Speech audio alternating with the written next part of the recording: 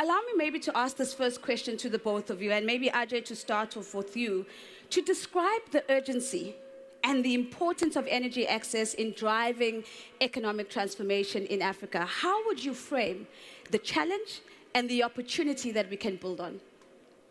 So first of all, thank you for doing this, and Akin, thank you for being here on stage with me. Akin is the person I first met when I was going through my nomination process, and I flew to Abuja for literally my first meeting was with him.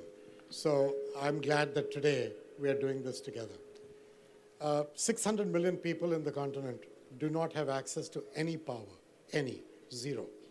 And to me, that's an unacceptable situation in the year 2024. I think electricity is a human right.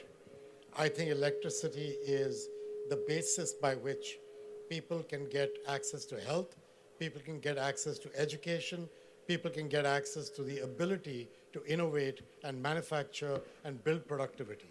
If you don't have education, if you don't have health, you don't have productivity, you don't have jobs, there is no solution to poverty and growth and development. And so to me, getting electricity to people is mission 1, 2, and 3. I grew up in India. I saw the change in my own country where I grew up with the increasing access to electricity. I saw it in my own childhood. And so I'm aware of this directly in my own experiences. And so all I can say is think about this as the important human right, which allows us to build jobs and capabilities in Africa. And I'll end with one little comment here. I believe that the future of Africa, with jobs for young people, depends on 5 big areas. And Akin and I talked about this in my first visit with him. So he will probably echo this with more passion than me. But the first one is energy. If you start creating distribution and generation and transmission and all those jobs, but then the downstream impact of that electricity. Second, infrastructure, houses, bridges, ports, airports. Third is agribusiness and food security. That's a big part of what could generate business jobs. Fourth is tourism. Africa is really, really fortunate to be a great opportunity for tourism and tourism jobs. Already a number of African countries are doing so pretty well. I think the final one is healthcare. Right. You will hear us in the course of this spring meeting talk a great deal about healthcare as well. So I think about these 5 as enablers, but also as job generators. Point is, without energy, affordable access to energy, nothing is possible. Ajay, I think it's a really powerful opening, and you've really outlined how energy is the base to all economic development. I particularly love how you describe it as mission 1, 2, and 3. So, Dr. Adeshina, let me bring the exact same question to you. How would you frame the opportunity and the challenge, and any reflections on what you've heard Ajay share so far?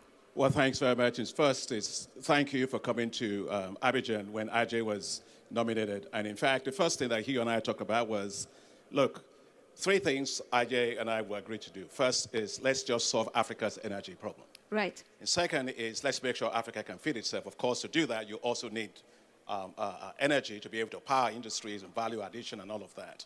And the third one is just to make sure that we create jobs. And you can't create jobs if you don't have energy running an economy. Look, energy is like blood inside of your body, right? You got blood, you live. Economies thrive on energy, right? There's a direct correlation between the GDP growth you're going to have with the amount of energy you are able to develop, to generate. Whether it's you're going to power your industries, you're going to make sure you're competitive. So no economy can grow in the dark. No economy can industrialize in the dark. That's a good one. Yeah, and no economy can be competitive in the dark. Sure. And so Africa is pretty much, in my view, tired of being in the dark, and at the same time, we've made, Ajay, I kind of think that we've made it abnormal, so normal that we are used to it. When I was a grad student at Purdue University, I got in there in 1983, and I remember coming out of Nigeria where we didn't have electricity, and I got to Purdue University. I was staying with a couple, there who signed up to receive grad students. So I stayed in their home for about a few days. And I got out my suitcase, and I got all my clothes out, and I started ironing them. Yeah. And after that, the wife of the professor said, Akin, what are you doing? You've been at it for 1 hour. I said, just because they might take the electricity out. And she said, not in the United States, but where I was coming from, we had gotten used to that. So Yeah. what I'm saying is, getting universal access to electricity in Africa is fundamental. I agree with RJ, it's a fundamental human right. But more than anything else, it's also a sense of pride. Right. I don't want to have a continent that is known for being in darkness. And that's why I'm determined that we're going to solve this problem. Dr. Adeshina, you have spoken about energy being the blood that keeps an economy alive. You've spoken it about no economy grows in the dark, no economy becomes competitive in the dark, but also how do we ensure that we reclaim our pride and ensure that we don't normalize that which is abnormal? It's a big ask, Ajay. Listening to what you're saying, listening to what Dr. Adeshina is saying, how are we going to do it is the question that I want to put to you. And in particular, what needs to be true for the World Bank as an institution to be part of the solution and making sure that we can change this narrative? So, I mean, look, I think we've all admired the problem for long enough. This thing of 600 million people being without power is not new news. And it's just that he mentioned it to me on my first trip, but it wasn't new news to him or to me. I just didn't know the number was 600 million. Yeah. That part I got educated when I went to meet him. But I will tell you that we need to move past admiring the problem to making tangible results possible. And what you will hear from both of us today is a commitment. And that commitment, back in COP28, the World Bank made a commitment to connect 100 million Africans to affordable energy by 2030. So 6 years or so. What we are doing today is multiplying that commitment by bringing in all parts of the bank across all parts of Africa and really thinking how we can make this work. We're going to multiply that commitment to 250 million people out of that 600.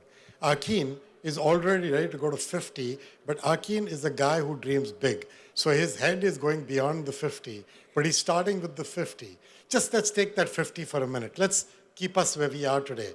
250, 50, Yep. 300 million. If we can reach 300 out of 600 by 2030, that's great stuff. That's the kind of commitment we need to make. But that's going to take effort from across all parts of the bank.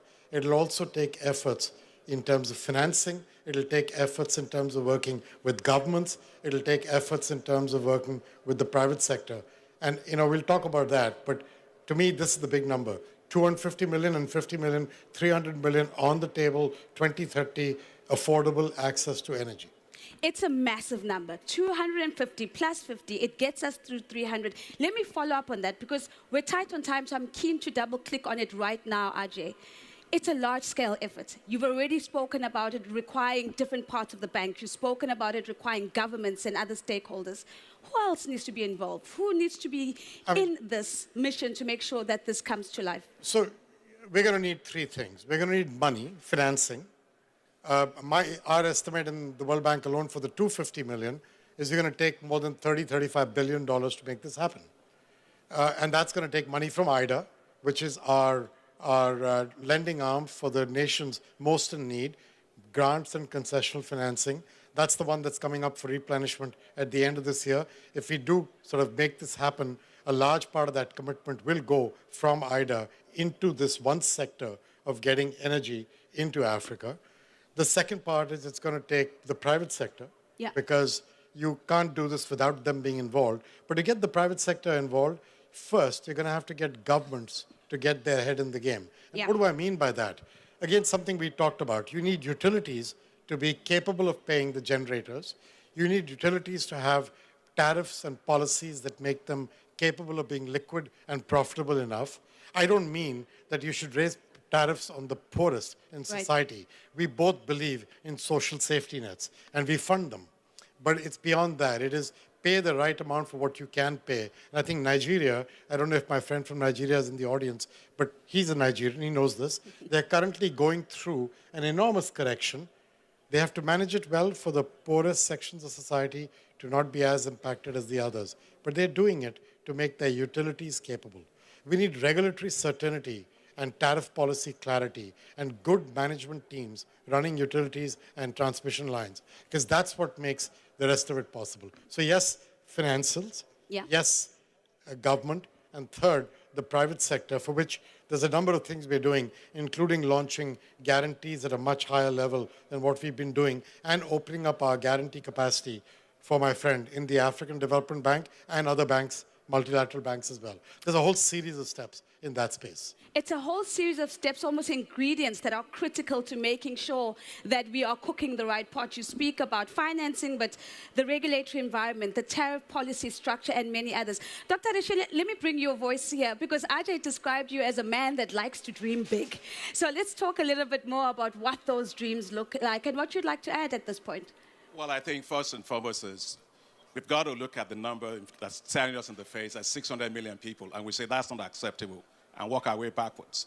And so what we agreed is, if you take, for example, the African Development Bank, in 2016, after I was elected first time, I said we're going to light up and empower Africa. We set up something called a New Deal for the development of energy in Africa, which is to have universal access to electricity in Africa by 2025. Right. Well, we had to be bold. We had to take it on because the situation was so embarrassing anyway.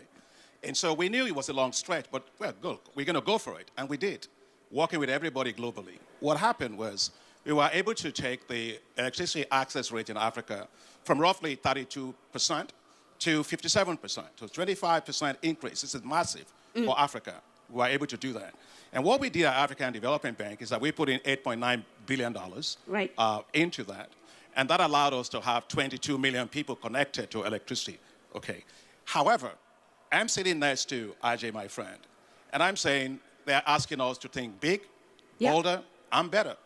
And so to be able to do that, I couldn't be asking for a better partnership than with Ajay right here in the World Bank. What we're saying is we at the African Development Bank will make sure that we are able to provide 50 million access by 2030. Okay. But in addition to that, you know, we have to also harness the significant amount of renewable energy potential we have. Look, God is good to us. We've got a free sun. The sun is free, right? And we have 11 terawatts of that in Africa, right? We're using 1% of that. We got 250 gigawatts of hydro. We're using only probably 7% of that.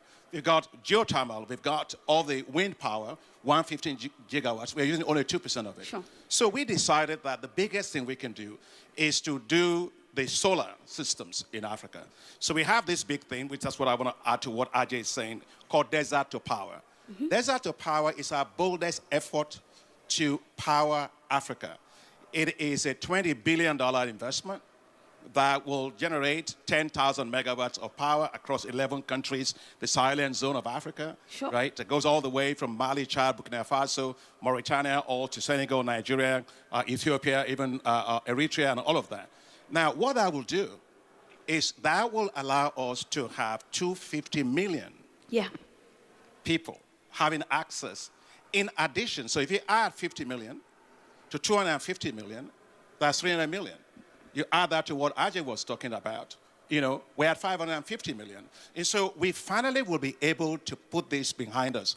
You know, I love Ajay, he's my good friend, and I hope that in the next, by 2030, we're able to do that. And if we are, then Ajay and I may get together and sing the Jimmy Cliff song, which is, you know, I can see clearly now the rain is gone, and I can see all the obstacles my way, you know, and gone are the dark clouds that hold us down. It's going to be a bright, sunshiny day for us. So, my friend, give me a high five for that. So I think we can do that. I'll just say one thing. He knows how to sing. You don't want me to sing. This is not going to end well.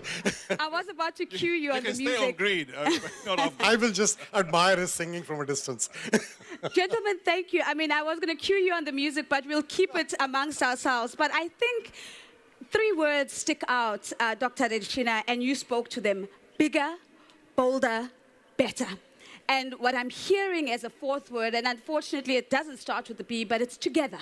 And this is the emphasis of the partnerships that I'm hearing. We could, of course, all leave here today having heard these amazing announcements, ambitions, commitments. But what we really need is an understanding of what's next. What needs to practically happen next so that we are really seeing progress from the get-go? Ajay, how would you describe the what next? And maybe let me start with Dr. Adeshina, and then I'll close off with you, Ajay. What's next, Dr. Adeshina? Well, it's now we've set a target for ourselves. We've got work to do. So Ajay was right. We need governments, we need private sector. We need to make sure the multilateral financial institutions can come in, project development facilities, de-risking facilities at scale. And Ajay mentioned earlier, and I agree with him, the regulatory environment, which is very, very important. We need transmission lines, we need all that. So which means that we need a multi-stakeholder consultation process to have the roadmap to get there. And that's why Ajay and I agreed that we are going to have this year, together with the Africa Union, the Africa Energy Summit. Yeah. And that Africa Energy Summit will bring together the government, the private sector, the multilateral development banks, the regulators and everybody else to come up with what we call, Ajay, I think it's the Africa Energy Compact. Right. And that Africa Energy Compact, we look at the roadmap, the regulatory, the policy, the financing that is needed. And I'm so excited about this because we did that, Ajay, as you know, for food last year. Yeah. When myself and President Macky Sall of Senegal and AU Commission brought together the Africa Food Security Summit. And we developed national food and agricultural delivery compacts, which essentially is a roadmap in how we are going to make sure Africa fits itself 100%. We're going to repeat exactly the same thing. Why? Because when we actually did that last year, Ajay, ourselves, the World Bank, globally, everybody, we mobilized $72 billion towards that agenda. And so what we are talking about here is we will put ourselves together. Right. And we will work with African Union Commission, have that energy summit, and have a very clear roadmap in which we can mobilize financing to be able to deliver on this for Africa. And honestly, it's going to be the best thing that we can do because I think it will allow Africa to look completely different from schools to hospitals and competitiveness for the continent. So Africa Energy Summit is what we're going to have as the next step. It's a roadmap to action. It's a clear roadmap. Thank you very much, Dr. Adesina. As we begin to close, Ajay, how would you describe the next steps that need to happen in addition to what we've heard Dr. Adesina say? So I think once we get this summit going, and I'm going to focus the summit on the 300 million we talked about, so people know there is a target to go for. There is a date of 2030. I don't want to go past the 2030. I want to stay focused there and then get KPIs built and plans built. These plans won't all get built in 24. Some of this will evolve as we go along in countries, but we have to understand that as development professionals, we have to run with what we've got and play hard. But I'm going to be very focused on KPIs and measuring and ensuring that our corporate scorecard will show the output of these commitments, the output of these efforts, the output of the funding, the output of the work with government. So I'm kind of focused on getting it done. So if you'd ask me to say in 3 words, what do we do next? I would say get it done. Thank you very much. Ladies and gentlemen, get it done. It's been a fantastic conversation. Thank you very much, gentlemen. No singing is the word. Thank you so much, Ajay. Thank you so much. Thank you so much, Dr. Adesina.